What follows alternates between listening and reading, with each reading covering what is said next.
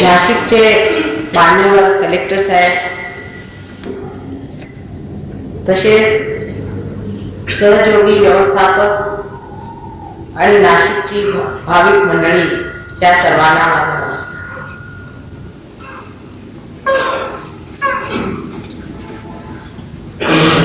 आम्ही 72 साली नाशिकला आलो होतो. त्यावेळेला सहयोग नुकताच सुरू झाला होता आणि बरीच मंडळी त्यावेळेला इथे साक्षात्कार पाहून झाली होती आणि त्यांनी अनेक ठिकाणी जाऊन सहयोग वाढवला, पण नाशिकाला कार्य मात्र तसंच राहिलं. आता डॉक्टर साळवी इथे आलेले आहेत आणि मधून इतर मुंबईची मंडळी सुद्धा इथे येत असतात. त्यामुळे पूर्ण आशा आहे की सहयोग इथे सुद्धा होईल. सर्वप्रथम सर्व गोष्टी विसरून धर्म किंवा सायन्सच्या वगैरे एक मनुष्याने असा विचार केला पाहिजे की आम्ही या संसारात कशासाठी आलो, आमच्या जीवनाचं लक्ष्य काय आहे. जर आम्ही एका अविभापासून आज मानव स्थितीला आलो तर ते कशासाठी, या जीवनाला काही अर्थ आहे किंवा नाही. अर्थात या भारतभूमीमध्ये, विशेषतः महाराष्ट्रात, जिथे आपली 3.5 पीठं बसलेली आहेत, विश्वाची सर्व कुंडलिनी आहे, अशा महान देशामध्ये जन्मलेल्या लोकांना हे तर माहितीच आहे की या संसारातून ज्याला आत्मसाक्षात्कार मिळाला तो महान झाला, ते सगळ्यात मोठं मिळवायचं आहे. त्यातून काही नवीन मंडळी पाश्चिमात्य देशात जाऊन शिक्षण घेऊन आली आणि त्यांना असा प्रश्न पडलेला असतो की देव वगैरे काही वस्तू आहे किंवा नाही, किंवा हे जे काही कुंडलिनीबद्दल एवढं मोठं लिहिलेलं आहे, जे ज्ञानेश्वर आपल्या 6व्या अध्यायात सांगून गेले. तुकारामांनी ज्या परमात्म्याला मिळवण्याच्या गोष्टी केल्या, नामदेव आदी अनेक संतांनी ह्या भूमीवर परमेश्वराच्या बद्दल जे सृजन केलेलं आहे ते खरं होतं की खोटं होतं, ते खरे होते किंवा भ्रमित होते. त्यांनी जी गोष्ट केली त्याच्यात काय अर्थ होता की उगीच त्यांनी काहीतरी करायचं सांगायचं म्हणून सांगितलं. आता सांगायचं म्हणजे असं आहे की जे आपलं बाह्य नॉलेज आहे किंवा बाह्य जे ज्ञान आहे किंवा ज्याला आपण सायन्स बिन्स म्हणतो, हे सगळं एखाद्या झाडाचं ज्ञान असावं तसं आहे. झाड हे बाहेर आहे आणि मूळ आतमध्ये. जर मूळ नसलं तर झाडाला काही अर्थ नसतो, हे आपल्याला माहिती आहे कारण आपण पाहिलेलं आहे. पण ह्या झाडाचं मूळ उलट आहे असं श्रीकृष्णाने सांगितलेलं आहे की मूळ वरून येत आहे, खाली झाड. आणि आपण जर झाडातच असलो तर आपल्याला त्या मुळाकडे जावंसं वाटतं. हे सहजच आहे, वाटलं पाहिजे की या झाडाचं मूळ काय. सहज असं वाटायला पाहिजे माणसाला की ह्या शरीराचं तरी मूळ काय, या आपल्या मानव देहाचं तरी मूळ काय, किंवा त्याच्यापेक्षाही ह्या संबंध आपल्या व्यक्तित्वाचं आणि आपल्या ह्या मानवी जीवनाचं तरी मूळ काय. पण त्या मुळात जाण्यासाठी काय केलं पाहिजे. पुष्कळांनी त्यात अनेक तऱ्हा सांगितलेल्या आहेत. तुम्ही असं केलं तर तुम्हाला मुळाचं ज्ञान होईल, तसं केलं तर मुळाचं ज्ञान होईल वगैरे. पण एक साधी गोष्ट आपण ठेवली पाहिजे की मानव स्थिती त्याला आपण काय केलेलं आहे. काहीही केलेलं नाही. किती पैसे मोजले, मुळीच पैसे मोजले नाही. डोक्यावर उभे राहिलो का किंवा काही ध्यान संध्या वगैरे असं काही केलेलं आहे का, काही केलेलं सहजच झाला. तसं जेवढ्या जिवंत क्रिया जगातल्या आहेत त्या सहजच होत असतात. एका मुलीला तुम्ही जर कितीही प्रार्थना करा किंवा तिच्यासमोर किती पारायण करा किंवा काही करा, त्याला काही जिवंत स्वरूप येणार नाही, म्हणजे ते काही रोखलं जाणार नाही. पण त्याच्या जर अंकुर काढायचे असले तर तुम्हाला आईच्या उदरात घालावं लागेल. त्या आईलाच ही शक्ती आहे की त्याला ती अंकुर फोडू शकते. तेव्हा तुम्ही काहीही वादविवाद न करताना सरळ जाऊन जेव्हा काही पेरणी करायची असेल तेव्हा बिया आईच्या उदरात घालतात. त्याबद्दल तुम्ही काही वादविवाद करत नाही, कारण तुम्ही पाहिलेलंच आहे. त्याच्यासमोर काही पुस्तकं वाचत नाहीत किंवा लायब्ररीत घेऊन जात नाही की त्याचं डिसेक्शन करून मायक्रोस्कोपमध्ये बघत बसत नाही. सरळ जाऊन ते तुम्ही आईच्या उदरात घालता आणि तिथेच ते जिवंत कार्य करता. आणि तुम्ही ज्या मानव झाला हे जिवंत कार्य सुद्धा सहजच घडलेलं आहे. मराठी भाषेत सहजचा अर्थ आहे म्हणजे काही त्रास न घेता. पण तसा संस्कृत अर्थ सह म्हणजे तुमच्याबरोबर आणि ज म्हणजे जन्मलेला. हा योग सहज योग हा तुमच्या बरोबर जन्मलेला आहे. म्हणजे त्याची परिस्थिती एका मानव स्थितीत आहे आणि ती स्थिती आपल्यामध्ये असल्यामुळे आपल्याला तो मिळाला पाहिजे. हा आपला जन्मसिद्ध अधिकार. इतकंच नव्हे, हे घटित झालंच. म्हणजे मानव ज्या स्थितीला आता आलेला आहे ती स्थिती संपूर्ण नाही. हे आपल्याला दिसतच आहे की जर ही स्थिती संपूर्ण असती तर एवढे वाद विवाद, त्रास, भांडणं, अधोगती, अमुक तमुक हे कशाला झालं असतं.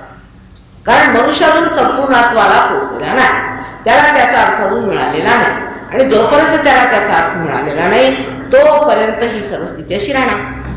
जर तुम्ही अंधारात ह्या खोलीत आलात समजा, तर काही तुम्हाला समजणार नाही. तुम्हाला असं वाटेल हा खांब आहे, हाच सत्य स्वरूप आहे. काही खुर्ची दिसली तर खुर्ची सत्य स्वरूप आहे. पण एकदम जर ह्याच्यात दिवा लावला तर तुमच्या सगळे दृष्टीपथ दिसेल की आहे काय, खरी वास्तविकता काय. पण हा दिवा लावण्याची सुद्धा क्रिया म्हणजे बघा किती सहज आहे. नुसतं एक बटन दाबलं की सगळीकडे प्रकाश होतो. पण जरी हा प्रकाश इतका सहज घडला तरी ह्याला एक फार मोठी पूर्वपीठिका आहे. इतकंच नव्हे पण फार एक इतिहास आहे. आणि त्या इतिहासाच्या वर हे सगळं काही संशोधन लावून त्याच्यावर आता ही जी तुम्हाला इथे व्यवस्था झालेली आहे ती फक्त एक बटनावर येऊन बसलेली आहे. एक बटन दाबलं की सगळीकडे प्रकाश होतो आणि आपल्याला सगळं दिसायला लागतं. तसंच आजचा सहयोग सुद्धा अनादी आहे. आणि तो तेव्हापासून घटत आज ह्या स्थितीला आला आहे की त्याला आपण महायोग म्हटलं पाहिजे. ज्ञानेश्वरांनी ह्याला महायोग म्हटलेले आहे. इतकंच नाही, त्याचे बसाय गाण आहे संबंध सहयोगाचं वर्णन आहे, संबंध. तसंच स्वचं तंत्र म्हणजे काय हे शोधून काढावं असं शिवाजीरायांनी सुद्धा सांगितलं. शिवाजी म्हणजे एक महामोठा महायोगी होता. पण लोकांना त्यांनी कधीच धर्माबद्दल अशी चर्चा नाही केली. पण आतून ते फार मोठे योगी होते आणि त्याने सांगितलं की आता स्वचं तंत्र ओळखलं पाहिजे. स्वातंत्र्य झालं, आता स्वचं तंत्र ओळखलं पाहिजे. आणि हे स्व म्हणजेच आपला माय. आता अंग्रेजी विद्येचं सुद्धा असं आहे की मी मुद्दाम होण्याच्यासाठीच मेडिसिन शिकले. कारण मी म्हटलं मला परत त्या मेडिकलच्या लोकांशी सुद्धा बोलावं लागेल, माझं डोकं फुटतील, त्याच्या आधी आपण शिकून घेतलेलं बरं. तर त्याच्यामध्ये सुद्धा ऑटोनॉमस नर्वस सिस्टम म्हणून म्हटलं. ऑटो म्हणजे काय, स्व. पण हा स्व कोण? तुम्ही नुसतं नाव दिलं कोणी ऑटो. आपण मोटारीला म्हणतो ऑटोमोबाईल, म्हणजे त्याच्यात एक ड्रायव्हर असतो ना. पण आपल्याला तो ड्रायव्हर दिसतो, पण हे न दिसणाऱ्या अशा कुणाला तरी ऑटो म्हणतात. म्हणजे तो कोण ऑटो आहे? तो म्हणजे आपल्या शास्त्रात सांगितलेला आत्मा आहे. हा सगळ्यांचा ऑटो आहे आणि त्या ऑटोमुळेच ह्या सर्व संस्था चालत असतात. असं एक तऱ्हेने आपण त्यांना समजावून सांगू शकतो. आता सहयोगाबद्दल आपल्याकडचे लोक जरी अनभिज्ञ असले तरी हे समजू शकतात की जे काही वर आपल्याला दिसत आहे, डोळ्यात जे साक्षात दिसत आहे त्याचं ज्ञान जर सायन्स आहे आणि त्याचा मूळ म्हणजेच योगविद्या आहे, तर मग दोन्ही जाणून घेतलंच पाहिजे. कारण नुसतं जर तुम्हाला झाडच मिळालं तर हे झाड वाढून जाऊन कोलमडून पडायचं. कारण जर तुमचे त्याची पाळेमुळे जर तुम्ही नीटपणे बनवली नाही तर हे कोलमडून पडणारच. म्हणूनच आज ही दशा सायन्सच्या संबंध प्रांगणात फार वाढ केलेल्या देशांची झालेली आहे. कोणाचा पायपोस कोणाच्या पायात नाही. आपल्याला आश्चर्य वाटेल की लंडन सारख्या शहरामध्ये, लंडन सारख्या प्रगतिशील शहरामध्ये एका आठवड्यामध्ये 2 मुलं आईबाप मारून टाकतात ठार. म्हणजे इतके पाशविक हे लोक झाले, इतक्या पशुस्थितीला पोचलेले आहेत की आपल्या आईवडिलांना सुद्धा तो मारूनच टाकतात. आजा आणि आजीला सुद्धा लहान लहान मुलं 7-7, 8-8 वर्षाची मारून टाकतात. मला तर आधी वाटलं होतं की इंग्लंडमध्ये असेल, पण नंतर त्यांनी मला करेक्ट करून सांगितलं की नाही, हे लंडनमध्येच आहे, फक्त लंडन सिटीमध्ये. ह्या पशुस्थितीला हे लोक कसे पोचले? कारण हे यंत्र जे आहे त्याच्यात आत्मा नाही. ह्या यंत्राबरोबर राहून ते यंत्र झाले, त्यांना काही भावना राहिलेल्या आहेत. जेव्हा आपण सायन्सकडे फार आघाडीने जातो त्यांनी खायला प्यायला फार कमी होईल, पण हृदय मात्र दगडाचं होऊन जाईल. तेव्हा आधी हृदयात बसलेला आत्मा जर त्याला मिळवलं पाहिजे, मग वाटेल ते काय. जर आत्मा मिळवला तुम्ही आणि त्याच्यानंतर तुम्ही कोणत्याही क्षेत्रात गेला तरी सुद्धा तुमचा चारीकडे प्रकाश असा फाकेल, एकीकडे धावत जाणार नाही. सायन्सची प्रगती झाली म्हणजे मनुष्य एकीकडे धावत जातो आणि परत ती सगळी प्रगती येऊन डोक्यावर बसतो. म्हणजे जर तुम्ही संपूर्ण सायन्स बघितला तो विध्वंसक संपूर्ण सायन्स हे विध्वंसक बघा. आता ज्या ज्या देशांनी, आपण नाही, आपण एवढे नशिबाने एवढे काही वेगळे झालेले नाही, पण जे देश फार प्रगती करून गेलेले आहेत त्या देशाच्या सायन्सच्या जर टोटॅलिटीमध्ये तुम्ही बघितलं तर त्या देशांमध्ये सर्व तऱ्हेचे विध्वंसक कार्य चाललेले आहेत. इतके भयंकर आणि इतक्या गहन त्या घाणेरड्यापणामध्ये ते गेलेले आहेत की आम्हाला आपल्याला सांगण्याची सुद्धा सोय. म्हणजे आपल्या हिंदुस्थानी माणसांच्या डोक्यावरून ते जायचे, इतका मूर्खपणा तिथे चाललेला आहे. आणि उलट अधार्मिक, अत्यंत अधार्मिक रीतीने राहून हर तऱ्हेचे विचित्र रोग वगैरे त्यांना झालेले आहेत. आता ही जी एक दशा आहे तिकडे आपण वाढत चालू, कारण सायन्स सायन्स सायन्स आपल्याला फॉरेन म्हणजे फार विशेष वाटतं. आजच एक बाई मला सांगत होत्या की फॉरेनची माती जरी सांगितली लोकांना तर डोक्यालाच. आणि हे लोक इथे येतात.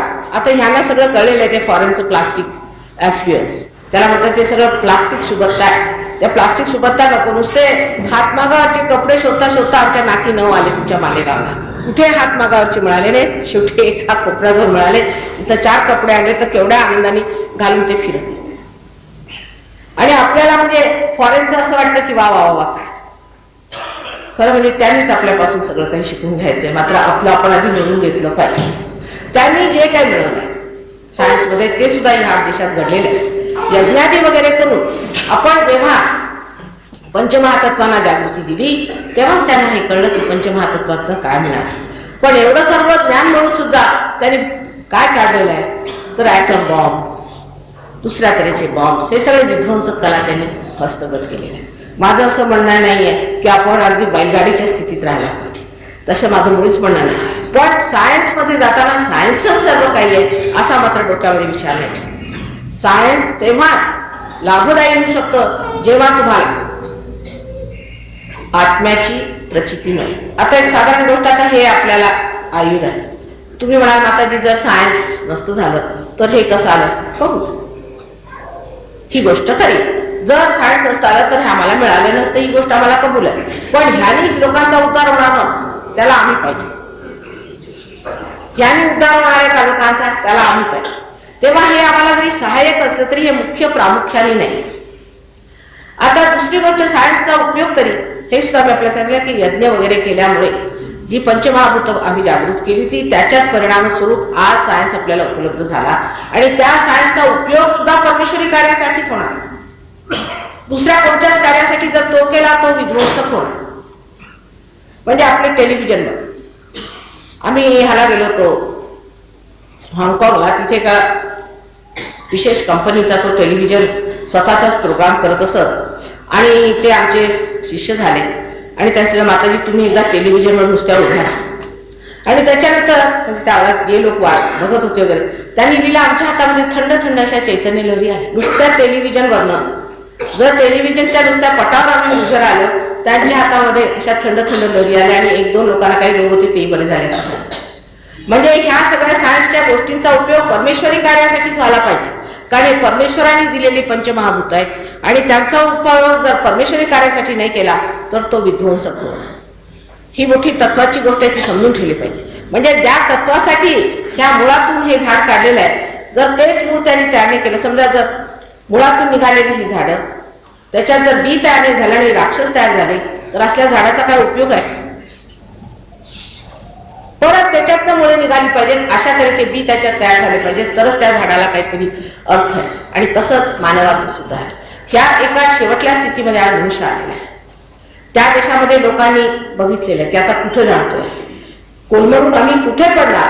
आणि ते बघितल्याबरोबर ते दचकून बसलेले आहेत आणि त्यांना असं वाटतं की कोणता शॉक आमच्यावरती येणार आहे. आणि आपण अजून त्या परिस्थितीत पोहोचलेले नाहीत. म्हणून आपल्याला सगळं केवढं मोठं आहे त्यांचं. तरी सुद्धा आपल्या भारतवर्षात, विशेषतः महाराष्ट्रात, त्याला महाराष्ट्र म्हटलंय ते अनादीच आहे. आणि ती गोष्ट खरी. अजूनही 80% लोकांचं परमेश्वरावर अत्यंत प्रेम आहे, भाविक. 10% लोक त्यातले उपटसूट आहेत. देवाच्या नावावर पैसे कमवतात, हे धंदे कर, ते धंदे कर, काही लिखाण करून टाक, खोटे कामं करा, कुणी गुरु मेला म्हणजे त्याचे मग खूप भांडणं चालतात त्यांच्या शिक्षणाची पैशावरनं, सगळा काही पैशापर्यंत मार्ग. परमेश्वराच्या नावावर पैसा कमावणं म्हणजे महान पातक आहे मला वाटतं. आणि अशी महान पातकं केलेली लोक मग रस्ता तळाला जातात एका. पण जरी त्यातले 10% जरी विरोधक असले परमेश्वराला, जरी नास्तिक असले, तरी मी म्हणेन एकतरी नास्तिकच आहे.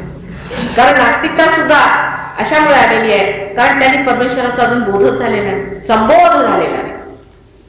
उगीच आमच्या वेड्यासारखे आमच्या आई वडील उगीच काहीतरी देवळात करतात, घंटा काय मारतात, हे काय करतात, ब्राह्मणाला पैसे देतात, नुसते पैसे लुटतात, ऐकायला तयार नाही, तसे गुरु करून ठेवलेले आहेत, सगळे खोटे गुरु आहेत. असा एक बौद्धिक विचार कॉलेजात गेलेले मुलं म्हणा किंवा शिक्षक म्हणा किंवा बुद्धिवादी लोक ह्यांच्या डोक्यात येतो आणि तोही सहज बरोबरच. कारण खरोखरच धर्माची दुर्गती आपल्या देशामध्येच नाही पण अनेक देशामध्ये झाली आहे, प्रत्येक धर्माचा आहे, त्याबद्दल शंकाच नाही. कारण सर्व तऱ्हेचा गोंधळ, सर्व तऱ्हेचा व्यभिचार आणि सर्व तऱ्हेची कारणाचा भ्रष्टाचार हा धर्मात सर्वात जास्त. त्यामुळे लोकांना असं वाटतं की आम्ही आजपर्यंत एवढं टाळ कुठून पांडुरंग केलं तरी माताजी आमच्या नशीब परमेश्वर काय. काही लोक मला विचारतात माताजी आम्ही रोज पारायण करतो दत्तात्रयांची पण आमचे पोटच खराब झालेले आहे, म्हणजे दत्तात्रयांचं स्थान आहे पोट आणि ते कसं खराब झालं. बरोबर आहे. आता हे समजा मशीन आहे किंवा तुमचा टेलिफोन आहे, त्याचं जर कनेक्शनच झालं नाही, तुम्ही टेलिफोन फिरवत सुटले तर टेलिफोन तुमचा खराब होईल की नाही, त्याच्यात देवाचा काय दोष आहे. देवाला दोष लावणं बरोबर आहे पण तुमचं जर योगच झाला नाही तर क्षेम कसा होणार. कृष्णाने स्पष्ट सांगितलं की योग क्षेम व्हावा, आधी योग व्हायला पाहिजे मग क्षेम होणार. संबंध कृष्णाच्या गीतेमध्ये ज्यांनी ते सगळं जे वर्णन करून सांगितलं ते जर मनुष्याने पार झाल्याशिवाय बघितलं किंवा साक्षात्कार झाल्याशिवाय बघितलं तर अगदी उलट दिसतं. कारण कृष्ण हे मोठे राजकारणी परमेश्वरी तत्व होतं, फार मोठं राजकारणी परमेश्वरी तत्व होतं. आणि त्यांनी असं बघितलं की अर्जुनाच्या डोक्यात काय प्रकाश पडत नाही. त्यांनी सांगितलं की अर्जुनाला स्पष्ट सांगितलं की बाबा हे तुझे नातलग बितलग जेवढे तुला दिसत आहेत आणि जे तुला उपरती आलेली आहे हे सगळं काही खोटं आहे कारण आधीच मेलेले आहे, तेव्हा त्यांना तू मार, त्याच्यात काही हरकत नाही. तर पुष्कळांचं असं म्हणणं आहे की कृष्णाने हिंसा विद्या शिकवली. पुष्कळांचं असं कृष्णाच्या विरोधात आहे की कृष्णाने हिंसा शिकवली अर्जुनाला. आता असं आहे की खरोखरच मनुष्य मेलेला आहे किंवा नाही, किंवा त्याची जडस्थिती काय आहे आणि आत्मा त्याचा अविनाशी आहे की नाही, ते जेव्हा तुम्ही ह्याच्या सूक्ष्म रूपाने ह्या मुळात उतरणार नाही तोपर्यंत समजावून सांगणं म्हणजे असंच आहे की एखाद्या आंधळ्या माणसाला सांगायचं की हा रंग कोणचा तो रंग कोणचा. दुसरी म्हणजे कृष्णाच्या बाबतीमध्ये समज आपला इतका आहे तितकाच आपण काय म्हणतो. त्यांनी सुरुवातीला सांगितलं की तू ज्ञान योग घे. ज्ञानाचा अर्थ आपल्याला असं वाटतं पुस्तकी योग किंवा पुस्तकात वाचणे. कृष्ण कधी शाळेत जाऊन त्यांनी पुस्तकी वाचली असेल की नाही, थोडे दिवस गुरुकडे होते पण युनिव्हर्सिटीला वगैरे गेलेलं काय आपण ऐकलेलं नाही आणि कोणत्याही संत साधू युनिव्हर्सिटीला गेलेले नाही. तेव्हा ज्ञानाचा अर्थ जो आहे तो आपण अगदी चूक समजतो. ज्ञानाचा म्हणजे असा आहे की आपल्या चित्तामध्ये आत्म्याचं दर्शन होणं हेच खरं ज्ञान. तोपर्यंत जेवढं तुमचं ज्ञान आहे ते सगळं बुद्धीचा खेळ, संबंध बुद्धीचा खेळ. म्हणजे आता आपल्याला एक मनुष्य समोरून उभा राहतो, तो मनुष्य खरा आहे की खोटा आहे ते सांगता येईल का? नाही. विचार तुमच्या बुद्धीने तुम्ही हे सांगू शकता का? एखादा जर दगड ठेवलेला असता जमिनीत तर तो निघालेला आहे, कोणी म्हणतं स्वयंभू आहे, कोणी म्हणतो नाही. तुम्ही सांगू शकता का आहे का नाही आहे, कशी ओळख काय? तुम्ही सांगू शकता का की दुसऱ्या माणसाला कोणता रोग आहे, कोणता त्रास? नुसत्या हाताशी करू म्हणजे काय की तुम्हाला जे काही ज्ञान आहे ते फक्त डोक्याने मिळालेलं ज्ञान आहे, डोक्याच्या पलीकडचं नाही. आणि डोकं हे सीमित आहे, असीमातलं नाही आहे ज्ञान. तेव्हा जोपर्यंत तुमच्यामध्ये ही चैतन्य शक्ती वाहते तुम्ही कोणत्या गोष्टीचं प्रमाण म्हणजे अंदाजे सांगता. आता आपलं डायग्नोसिस सुद्धा करायचं झालं म्हणजे माणसाचा अर्धा जीव काढल्यानंतर मग सरळ सांगतात की बा तू आता मरणार, असं सर्टिफिकेट नंतर द्यायचं की बा तू आता मरणार. हे सर्टिफिकेट देण्यासाठी त्याचं डायग्नोसिस करत असतात. पण सहयोगात लगेच मनुष्य सांगू शकतो की तुला कोणता रोग आहे, अगदी लहान मुलगा सुद्धा सांगू शकतो. इतकं हे सोपं काम झालंय कारण हे तत्वावरचं काम आहे. जर तुम्ही तत्वावर उतरले तर तुम्ही बरोबर सांगू शकता की कोणाला कोणता त्रास आहे. आणि हे आत्मसाक्षात्काराचं कार्य हे अत्यंत जोराने आता वाढत आहे. इतर ठिकाणी फार झालेले फक्त ह्या नाशकात वगैरे ह्या बाजूला इतकं वाढलेलं नाही, पण तरी आपण नाशकाला बसलो. नाशिक हे फार पवित्र स्थान आहे, गोदावरीच्या किनाऱ्यावर सगळीकडे प्रसिद्ध आहे, पण त्याची पवित्रता आता हळूहळू कमी होत चालली आहे. कारण देवळातून सगळा घाणेरडा प्रकार चाललेला आपण बघतोच आहोत. दुसरं म्हणजे असं की लोकांचं सुद्धा वागणं त्या पवित्रतेला, तुम्ही तीर्थस्थानी आहात तसं धरून कुणी राहत नाही. आता परवाच एक ग्रस्त मला म्हणाले की ते देवीच्या देवळात गेले, ते सप्तशृंगी ही जागृत आहे आणि तिथे गुरुजी बसले, तर त्यांनी त्यांना तंबाखू म्हणून आशीर्वाद दिला. अशा गुरुजींना काढून फेका म्हणून मागेच मी सांगून ठेवलेलं होतं, पण ते बसलेले आहेत व्यवस्थित तिथे गुरुजी, कारण शाळा वेळा चालवतात. असे गुरुजी जे तंबाखूचे तुम्हाला देतात प्रसाद, अशा व्यर्थ मनुष्याला तिथे बसून त्याला पैसे देत बसण्यापेक्षा तुम्ही घरी बसून जर देवधर्म केला तो बरा फळणार आहे. तेव्हा प्रत्येक देवाच्या ठिकाणी जिथेही काही स्वयंभू आलेला आहे तिथे बरोबर असे लोक जाऊन बसले, तांत्रिक नाहीतर असे खोटे लोक, पैसे बनवणारे असे बसल्यामुळे तिथून सुद्धा देव ना देवाला सुद्धा कंटाळा यायचा या गोष्टीचा की हे काय मूर्खपणा चाललेला आहे. आणि त्यामुळे जी अधोगती आता आपल्या सर्व तीर्थस्थानाला येते ती आता ह्या पुढे येणार नाही जर आपण सगळे साक्षात्कारी. कारण साक्षात्कारी माणसाला पहिला गुण येतो म्हणजे तो काय सर्व वस्तू शुद्ध निर्मल करत जातो, आपोआप शुद्ध आणि निर्मल होत जातात वस्तू. पहिल्यांदा त्याचं हृदयच निर्मल होतं. सच्चित आनंदाची जी शक्ती आहे त्यातलं हे की पहिल्यांदा सत्य काय ते कळतं. इथे बसल्या बसल्या सुद्धा जर तुम्हाला कोणा माणसाविषयी विचार करायचा असला की हा मनुष्य कसा आहे, तर लगेच तुमच्या बोटांवरती त्या 7 चक्रांवर आणि इथे म्हणजे 5, 6 आणि 7 अशी 7 चक्र ह्या हातात, आणि आता ते असं ठेवलेलं आपल्या समोर आपण बघा, ते 7 चक्रांचे तसेच बरोबर दाखवलेले आहेत तिथे हातावर. हे 7 चक्रांचे असे हातावर सुद्धा त्याचे परिणाम दिसले. म्हणजे जर आपण 10 मुलं घेतली जे साक्षात्कारी आहेत, आमच्याकडे आता पुष्कळ अशी मुलं जन्माला येत आहेत जे साक्षात्कारी, पण तुम्हाला कसं कळणार आपला मुलगा साक्षात्कारी आहे की नाही? कारण तुम्ही स्वतः साक्षात्कारी नसल्यामुळे त्याच्यातनं चैतन्य लहरी येतात की नाही हे कळतं. तर ह्या 7 बोटांमध्ये लगेच आपण असा हात केल्यावर लगेच कळून येईल की हा हात इथे बोट चमका मारताय, समजा ह्या बोटाला चमका मारताय आणि हे बोट धरलेलं आहे, म्हणजे काहीतरी ह्या माणसाने अशी गोष्ट केली आहे जी अनधिकार चेष्टा धर्माच्या. म्हणजे एखादा मनुष्य ज्याला धर्माबद्दल कोणीच परमेश्वराकडनं अधिकार मिळाला नाही अशा माणसाच्या समोर जाऊन तुम्ही जर डोकं टेकलं तर हे 2 चक्र धरू आणि असा मनुष्य हळूहळू भ्रमितून वेडा होतो.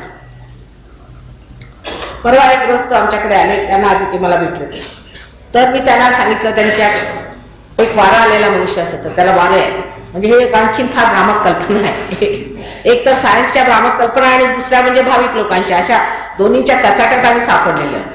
तर एक अशी की कुणाच्या अंगात वारं आलं म्हणजे देवाला. आता जरा डोकं थोडं त्या ठिकाणी लावायला पाहिजे की अहो परमेश्वर कुणाच्या अंगात यायला काही ताकद पाहिजे की त्या माणसाला काही अक्कल पाहिजे की. वाटेल त्या मोलकर्णीच्या अंगात सुद्धा आजकाल देवी येऊ लागला, प्रत्येकाच्या अंगात देवी, हे सगळी भूत आहे. आणि त्या माणसाला मी कळायचं की तुम्ही असे गुरु सोडा ज्यांच्या अंगात येतं ते तुम्हाला नुकसान करेल. त्यांनी ऐकलं नाही. आता परवा मी तिथे गेले तर ते म्हणाले की माताजी माझे डोळे गेले. डोळे उघडे पण संबंध माग धरल्यामुळे स्वाधिष्ठान चक्र आणखी मूलाधार चक्र मागे धरल्यामुळे अगदी आंधळात आहे. आता कॅन्सरचा रोग फार तुम्ही लोक घाबरता ज्या गोष्टीला, आणि कॅन्सरचा रोग सुद्धा अनधिकार चेष्टेमुळे होतो. कोणत्याही प्रकारची अनधिकार चेष्टा केली धर्माच्या बाबतीत तर कॅन्सरचा रोग हमखास. ही परमेश्वराची शिक्षा आहे. कर्करोग ज्याला म्हणतात कॅन्सर, हा जो मनुष्य धर्माच्या बाबतीत अनधिकार चेष्टा करतो त्याला हा रोग केव्हाही होऊ शकतो, हे लक्षात ठेवलं पाहिजे. आता मी तुम्हाला स्पष्टपणे अशासाठी सांगते कारण मी आहे. तुम्हाला वाईट वाटो अथवा बरं वाटो, मला काही तुमच्याकडनं वोट्स घ्यायचे नाहीत किंवा मी तुम्हाला प्रसन्न करायला आले नाही, तुम्हाला जे खरं आहे ते सांगायला आले आहे. तर असे जे लोक कार्य करत असतात की अनधिकार चेष्टा परमेश्वराच्या विरोधात करायची, अशा लोकांना हा रोग फार नको. आता रुस्तमच आपल्याला सांगत होते ही गोष्ट खरी आहे कारण त्यांनी स्वतः करून पाहिलेली. आम्ही बरेच कॅन्सरचे रोग बरे केले, त्याबद्दल शंका असते. पुष्कळ लोकांना, गरीब श्रीमंत, हा रोग गरिबांना कमी होतो, श्रीमंतांना जास्त. श्रीमंताचं तुम्हाला माहितीच आहे की कुठेतरी त्यांना असं वाटत असतं सारखं की आपण हा पैसा कमवतोय कुठेतरी धर्म करायला लावायचं, मग मुंग्या मिळाल्या तर त्यांना देत असतात. आता काय मुंग्याला मी रिअलायझेशन देणार आहे, मुंग्याला कशाला द्यायचं? मग ते नाही मिळालं तर आता फॉरेन त्यांनी पुष्कळशे भिकारीचे बोलवलेले. नगरला मी गेले तर तिथे ते येऊन माझ्याशी भांडायला लागले. सगळे वागतात की माताजी हे फॉरेनर्स इथे येतात आणि आमच्या इथे भीक मागायला लागले. हरे रामा हरे रामा करत आमच्याजवळ भीक मागताय. आणखीन आता आम्ही यांना थोडे दिवस तर पोचलं, लाड केले, आता मात्र कंटाळा आला मला. तर हे कुठं आले? तर मी म्हटलं असं आहे की आपल्याकडे श्रीमंत लोकांसाठी अक्कल यायला पाहिजे. आता मुंग्यांच्या ऐवजी ह्यांना इम्पोर्ट केलेले, त्याला मी तरी काय करू? आता तुम्ही पाळा पोसा नाही तर काय करा, पण एक अकलेची गोष्ट अशी आहे की कोणत्या माणसाला भिक्षा देत बसायची, मग तो फॉरेनर असला तर मग फॉरेन भिक्षा दिली, म्हणजे आणखीनच आपलं स्वतःचं महत्व करून घ्यायचं. अशा रीतीने अत्यंत विक्षिप्त तऱ्हेने आपण आपल्या धर्माचं काय काय वाटोळं करून ठेवलेलं आहे. आणि धर्म हा शुद्ध निर्मल, अत्यंत आल्हाददायी आणि आपल्यात संतुलन निर्माण करणारा असा महान पवित्र परमेश्वराचा स्रोत आहे. ते सोडून काहीतरी भलतच गुण धर्म करून बसायचं, त्याला धर्म मानायचा, त्याला धर्म मानायचा, हे मानवाने आपल्या सगळ्या बुद्धीने काढलेलं आहे. आणि धर्म हा बुद्धीच्या पलीकडचा आहे. मग दुसरे एखादे समाजवादी येऊन माझ्या डोक्यावर बसतात की माताजी हा समाजवाद असा आहे, समाजवाद तसा आहे, समाजवादाचं असं आहे. हे वादतच बसले माझ्याशी. तुम्ही गरिबांची सेवा करावं. म्हटलं आम्ही गरीब श्रीमंत आम्हाला दिसतच नाही, तुम्ही केलेलं आहे. देवाने काही गरीब श्रीमंत बनवलेलं. कोणी आला तरी पाण्याचंच आहे, जिथे खळगा दिसला तिथे बरतच बसणार, पुढे जाणारच नाही पाणी, तिथेच जमून राहणार जोपर्यंत ठीक न झाला पुढे जाणार. तर आम्हाला गरीब श्रीमंत काही दिसत नाही, सगळे आम्हाला प्रिय आहेत, आम्ही सगळ्यांचं भलं करतो. पण एवढाच फरक आहे तुमच्यात आमच्यात, तुम्ही नुसतं समाजवाद बोलता, आमचा कार्यान्वित आहे. हे सगळं काही तुमचं नुसतं बोलण्याचे धंदे आहेत. आणि हे शब्दजाळामध्ये पकडून स्वतःला तर तुम्ही नुकसानात घालणारच आहात, पण दुसरा नाही घालणार आहात. कारण शब्दजाल आहे. तुमच्या हातून आज कोणाचं भलं झालंय का? पहिल्यांदा प्रश्न हा करा. तुम्ही कोणाचं भलं केलंय का? असा एक प्रश्न स्वतःला विचारायचा. जसा ख्रिस्तानी एकदा एका वेश्येवरती लोकांनी खूप दगड मारले, तेव्हा जाऊन तो उभा राहिला. त्याचा वेश्येशी काही संबंध नाही, काही नाही, मध्ये जाऊन उभा राहिला. तुमच्यातल्या ज्यांनी कोणी पाप नाही केलं त्यांनी त्या दगड दोंडा घालावा, नाही तर माझ्यावर घाला. तेव्हा सगळे चुप्प झाले. तशी स्थिती आहे. तुम्ही कोणाचं भलं केलंय का? उगीच नसते हे वाद ते वाद हे असे काढून लोकांचं नुसतं डोकं फिरवण्यापलीकडे काही झालेलं. तेव्हा या राजकारणाला सुद्धा काही अर्थ नाही. आता वादांचं जर घेतलं तर लोकांचं असं म्हणणं आहे की, काही लोकांचं असं म्हणणं आहे की पुंजीवाद. मी म्हणते की मी सगळ्यात मोठी पुंजीवादी आहे, कारण सगळी पुंजी माझ्याजवळ जर असली, सर्व शक्ती जर माझ्याजवळ आहे तर मी पुंजीवादी आहे. पण सगळ्यात मोठी कम्युनिस्ट सुद्धा मीच आहे, कारण दिल्याशिवाय चैन येत नाही, सगळं वाटल्याशिवाय चैन येत नाही. असा पुंजीवादी तुम्ही सहयोगानंतर व्हा. म्हणजे हे काय की सगळं राजकारण वगैरे तुमचं जे आहे, मार्क्सवाद, अमकेवाद, तमकेवाद, मला वाटतं वाद शब्द हा सुद्धा नुसत्या डोक्यातनं चालवलेल्या लढ्यांचा आहे. ह्याच्याकडे काय कार्यान्वित काहीच नाही. कम्युनिस्ट पाहिले तर काय कार्यान्वित आहे? ते म्हणे बाबाजी आले, त्याने सांगितलं असं करू नका, तसं करू नका, हे करू नका. म्हणे इथे इतकी गरिबी आहे की एक म्हणून इथे म्हणे गरीब लोक वाळू खातात. आता कुठे त्यांनी पाहिलं ते वाळू ठेवलं आणि स्वतः मात्र इम्पोर्टेड गाडीत गेले दुसऱ्यांच्या दमावर. हे असले जे दुटप्पी तऱ्हेचं वर्तन आहे, किंवा हा जो एक आपण म्हणू की भोंदूपणा आहे, किंवा हे जे ढोंग रचलेल्या देवाच्या नावाने वगैरे, हे सगळं बुद्धिवादामुळे. कारण ज्या माणसाने बुद्धीवरती पेलायचंय तो नुसते लेक्चर देऊन देऊन सुद्धा देवाला उडवून लावू शकतो. तेव्हा देव हा आहे किंवा नाही ह्याची सिद्धता आहे की नाही ते आधी जाणून आपण त्या परमेश्वरासह कोण आहो, जे एका फुलातनं फळं काढत असतो. अशा हजारो करोडो अशा जिवंत कार्याला जो उन्नत आहे त्याच्यासमोर आम्ही होतो का? आम्ही एका फुलाचं तरी फळ करू शकतो का? हा विचार करा. एवढे मोठे सायंटिस्ट बसतात. मी म्हणते तुम्ही एक जिवंत कार्य करून दाखवा. पण कुंडलिनी जागरण हे मात्र जिवंत कार्य आहे. कारण तुमच्या ज्या त्रिकोणाकारस्थीमध्ये जी कुंडलिनी बसलेली आहे ती साक्षात जागृत होते. तिचं स्पंदन दिसतं, तिचं चढणं दिसतं, तिचं शून्य शिखर पर अनहद बाजी जे म्हटलेलं आहे ते बरोबर इथे तुम्हाला वाचतं. आणि त्याच्यानंतर त्याचं प्रसार जो हातात नाही अशी थंड थंड लहरी वाहू लागतात ते सुद्धा होतं. मग हे श्लोक आता मी तर बरं करत नाही, हे श्लोक लोकांना बरं करणं वगैरे हे सगळं लौकिक आहे. लोकांना बरं करणं, योगक्षेम वहाम्यम. पुष्कळांची आर्थिक परिस्थिती फार दुरुस्त होते. आता डॉक्टर रुस्तम यांचे तर 4पटीने 5पटीने पगार झालेला. नंतर एक सायंटिस्ट आले, ते त्यांचा एक छोटासा हा होता थिसिस होता, त्याच्यामध्ये दारू का पिऊ नये असं त्यांनी मला विचारलं. ते म्हणजे लिव्हरवर लिहित होते. तर मी त्यांना सायंटिफिक भाषेत सांगितलं की ओएच्या आईचं कसं कसं रूपांतर होतं ह्या दारूमुळे, आणि दारूमध्ये काय असतं आणि ते कसं होतं. तर त्यांनी थक्कच पडले. आणि त्यांचा PhD जो 30 वर्षापासून पास होता ते म्हातारे होऊन गेले तुमचे, तो पास होता. तत्व आल्यावरती सगळ्या गोष्टी समजतात की कुठे काय बिघडतं, कुठे काय बिघडतं. पण सहयोगामध्ये आम्ही असं सांगत नाही तुम्ही हे पिऊ नका, ते पिऊ नका, हे खाऊ नका, ते करू नका. एकदा सहयोगाच्या म्हणजे आपोआप सर्व सुटते. कारण जेव्हा तुम्ही समर्थ व्हाल तेव्हा तुमच्या शक्ती आणि जेव्हा तुमच्यामध्ये अमृत वाहू लागेल तेव्हा अशा घाणेरड्या गोष्टींच्याकडे कशाला बघू शकेल. आणि जेव्हा तुम्ही स्वतः स्वतंत्र होऊन जा तेव्हा त्या स्वातंत्र्यात तुम्ही कोणाची गुलामी करणार नाही आणि कुणाला गुलाम करून घेणार नाही. जो मनुष्य स्वतःची गुलामी करत नाही तो दुसऱ्याची कशाला गुलामी करून घेणार. तेव्हा एक नवीनच तऱ्हेचा मानव तयार होतो, त्याला आपण महामानव असं म्हणतो. कारण महायुगामध्ये महामानव तयार होतात. असेच आपल्यामध्ये अनेक आहेत. आपल्या देशात हजारो लोक आहेत, खटकन पार होतात. हजारो लोक एका क्षणामध्ये लोक पार होताना मी पाहिलेले आहेत. पण हे या लोकांसाठी मात्र फार मेहनत करावी लागते. पण ह्याच्यातला एक एक मनुष्य सुद्धा आपल्या हजारो लोकांच्या बरोबर बसतो, कारण तो मेहनत करून प्रवीण होतो, हुशार होतो, ते शिकून घेतो. नुसता वादविवाद घालत बसत नाही किंवा आळस करत नाही, त्यावर मेहनत करून जिंकून त्याच्यावर बसतो. आता डॉक्टर सांगवी सुद्धा जर सायंटिस्ट नसते तर इतक्या उच्च प्रतीचे मला वाटतं कधी कधी सहयोगी झाले नसते. कारण त्यांनी पाहिलं की हा खरोखर सायन्स आहे, त्याच्यात सबंध तऱ्हेने मेहनत करून त्यांनी हे कमवलं.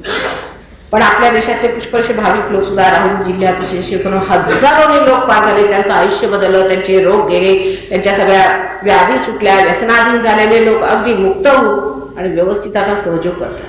परवा एका बैलगाडीतून मी जात होते, बैलगाडीला हाकणारा एक सहयोगी आणि तो बोलायला लागला तर म्हटलं साक्षात कबीर उभे आहेत की काय.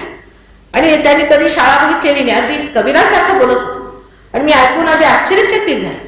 म्हणे माताजी हे सगळं सहयोगाने कळतं नाही का. आणि मला आश्चर्य वाटलं की हा मनुष्य एक सर्वसाधारण दिसणारा इतका मोठा भोसलेला विद्वान कसा, जो कोणी साधारण मनुष्य समजू सुद्धा शकणार नाही अशा रीतीने अत्यंत उच्च तऱ्हेचं तत्वज्ञान तो मला सांगत होता लोकांच्या बद्दल. मला फार आनंद झाला. एक सर्वसाधारण बैलगाडी हाकणारा मनुष्य एका गावात राहणारा, त्याला एवढं ज्ञान मिळालं. म्हणजे सगळं ज्ञान आपल्या डोक्यातच आहे, फक्त तिथे प्रकाश जायला पाहिजे, तो प्रकाश मिळाला पाहिजे. तेव्हा आता जेवायला म्हणायचं असलं तर आपल्याला आमंत्रण द्यावं लागतं. आपल्या महाराष्ट्रात विशेष करून 10 आमंत्रण नाही दिलं तर लोक येत नाही पायघड्या घातल्याशिवाय. बरं, त्याच्यानंतर जर तुम्हाला लग्नाला बोलवायचं तर मग अक्षता वगैरे वाटायला लागतात, नाही तर लोक म्हणतात आम्ही येत नाही, मला अक्षता नाही आल्या. आता सहयोगासाठी मात्र हात जोडून विनंती आहे सगळ्यांना, कृपा करून नम्रपणे स्वतःचं जे काय ते घेऊन. कारण आम्हाला काही देणं देणं नाहीये. तुमचा दिवा आहे, फक्त तो पेटवायचा. एक पेटलेला दिवा अनेक दिवे पेटवू शकतो. आपल्या ह्याच्यात आहे ज्योत से ज्योत मिला, तशाची स्थिती आहे. त्याला काही तुम्हाला मला द्यायचं नाही, मला तुमच्याकडनं काही घ्यायचं नाही. फक्त तुमच्यात हा दिवा आहे. आत्मसाक्षात्कार करण्याचं कार्य हे मला साध्य आहे. ते कसं झालं काय झालं ते आता सांगण्यासारखं नाही, पण तुम्ही नंतर बघाल तर तुम्हाला कळेल की कसं साध्य झालं. फक्त तेवढंच मला येतं. उद्या जर हे तुटलं तर मला नीट करता येत नाही. मला बँकेतले पैसे कसे काढायचे ते येत नाही. मला काहीच येत नाही जगाचं काम. तेव्हा एक एवढं काम येतं, त्याच्यासाठी काय माताजींनीच कशाला करायचं. परवा एक गोष्ट म्हणाले माताजी तुमचाच फोटो कशाला, म्हटलं तुमचा ठेवा. तुम्हीच कशाला, म्हटलं तुम्ही बसा. मला बरं सुटतील, माझा नवरा फार चांगला आहे, माझी मुलं बाळा फार सगळी, मी आपल्या घरात संसारात रमून आहे, तुमच्यासाठी धडपडत इतकी गावातनं भटकते, सगळं काही करते. तुम्ही जर करू शकले तर उत्तम, मी तुम्हाला हार घालते, बसा म्हटलं. तुम्ही काय म्हणता, तुम्हाला माताजी म्हणूया, तुम्ही बसा म्हटलं. पण ते जमण्यासारखं आहे का. म्हणजे असा मनुष्य आपल्या लक्षातच येत नाही जो मनुष्य आंतरिक प्रेमाने प्रेमासाठी प्रेमाचं कार्य करतो. ते आपल्या डोक्यातच होऊ शकत नाही, कारण आपण तसे नाही आहोत. तेव्हा तसं नाही. तसेही लोक पुष्कळ झाले आणि आहेत, आपल्यासमोर होते. आजकालच्या काळात कमी असतील, आजकालच्या काळातही पुष्कळ साधू संत आहेत, पण दरीखोऱ्यात लपून बसलेले आहेत. मला सांगतात माताजी 12 वर्षानंतर आम्ही येऊ, आमचे तर हातपाय मोडले लोक. आपण त्यांचा छळच केला. अशा सर्व लोकांचा आपण छळच केलेला आहे. जे झालं ते झालं, आता विसरून जा. पण आता मात्र नाविन्याने हे एवढं जाणलं पाहिजे की जर आम्हाला हे मिळालं तर आम्ही ओळखून कोण संत आणि कोण असंत. त्याबद्दल अनेक तऱ्हेने पूर्वी सुद्धा भाकीतं झालेली आहेत किंवा काही झालेलं असलं तरी सुद्धा जोपर्यंत तुम्हाला साक्षात्कार होत नाही, जोपर्यंत त्याची साक्ष तुम्हाला पटत नाही, तोपर्यंत ते सर्व काही व्यर्थ आहे. तेव्हा तुम्ही हे कृपा करून घ्या. हे वरदान तुमच्यातच आहे, तुमचंच आहे. तुमची जी संपदा आहे ती तुम्ही घेऊन घ्या. एवढं मात्र मी फार आर्जवाने तुम्हाला मागते.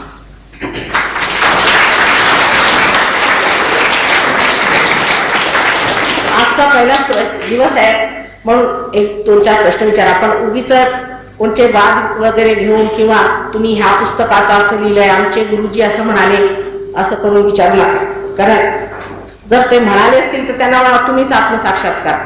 कुणी असं तर म्हणाले की आम्ही आत्मसाक्षात्कार देतो, म्हणजे असे घेऊन कुणाला धरून बसू नका. जे काय विचारायचं असेल ते तुमच्याबद्दल किंवा समाजाबद्दल किंवा काहीतरी प्रश्न सहयोगाबद्दलच विचारलेला बरा.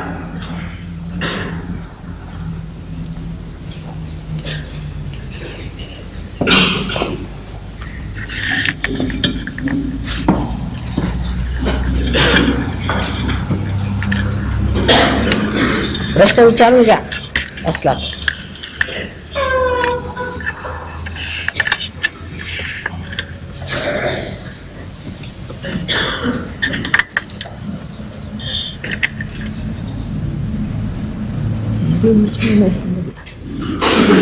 यांचा प्रश्न असा आहे की जर हिंदीमध्ये कि बिना पात्रता के कुंडलिनी का जागरण हो तो नुकसान करेगा या होगी नहीं. ये आपको सोचने की बात नहीं है, हमको सोचने की बात है. समझ लीजिए आप किसी स्कूल में गए या कॉलेज में गए तो वो प्रिंसिपल साहब सोचेंगे ना. आपको तो यही सोचना चाहिए कि मेरी पात्रता है क्योंकि माँ कहती है, और माँ की शक्ति अगर है, अगर वो पात्रता दे सकती तो देगी भी. अगर उसके प्यार में शक्ति है तो कुंडलिनी भी जागृत करेगी. तो विश्वास से बैठना चाहिए अपने लिए, अपने प्रति आस्था रखनी चाहिए. अपने प्रति आस्था, स्वतःबद्दल विश्वास असायला पाहिजे, स्वतःबद्दल आस्था असायला पाहिजे. जर आपल्याबद्दल आस्था नाही ठेवली माणसानी तर मात्र कठीण जातं. कारण स्वतःबद्दल न्यूनत्वाची भावना आपण पुष्कळ शिकलोय. मी पतित, तुम्ही अमुक तमुक, असं काय करायचं. परमेश्वर हा दयेचा सागर, प्रेमाचा सागर, क्षमेचा सागर असा फार मोठा आपला बाप आहे. तो सर्व समर्थ आहे. जर त्याची इच्छा असली तर काही होऊ शकतं. असा पूर्ण निर्धार करून बसायचा आणि स्वतःबद्दल काही आम्ही अपात्री वगैरे असा काही विचार करू नका. तो आम्ही करू, तो तुम्हाला करायचा नाही. तुम्ही आपला आरामात बसा, होईलच कुंडलिनी जागरण.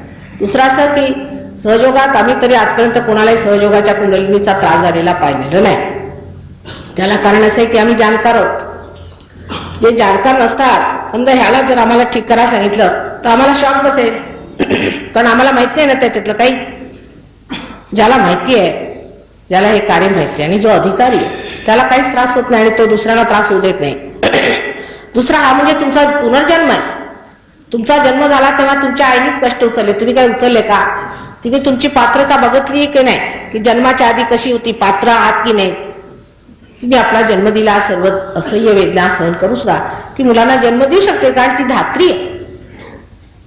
हे लक्षात ठेवलं पाहिजे. आम्ही आईच्या स्वरूपात तुमच्या समोर उभे आणि आईच्या स्वरूपात काही मनुष्य कार्य करू शकतो. आता काय तुमचं बोला काय. पुष्कळ आहे बेटा. सांगू काय याचं उत्तर सांगते जरा बसा आपण एक मिनिट. मोह आणि आत्मसंमोहन याच्यात फार फरक आहे, अत्यंत फरक आहे. संमोहन म्हणजे एक झुठी गोष्ट आहे, अगदी खोटं आहे. त्याच्यात आत्मसंमोहनात मनुष्य आपल्याला समजतो की मी फार मोठा झालो, मला हे मिळालं ते मिळालं, मी आत्मा आहे आणि मी ओंकार आहे. हे तर असं झालं की उद्या मी म्हटलं मी इंद्राजी आहे म्हणजे कलेक्टर साहेब मला अरेस्ट करतील की नाही. स्वतःबद्दल खोट्या कल्पना करून घेण्याला आत्मसंमोहन म्हणतात. पण आत्म्याचा आपल्यातनं प्रकाश पडणे ही खरी गोष्ट आहे. त्याचं ते कार्यान्वित, त्याची प्रत्येक गोष्टीची तुम्हाला पडताळ आहे. ही खरी आहे की नाही, ही शक्ती कशी वाहते ती दुसऱ्यामध्ये तुम्ही जागृत करू शकता.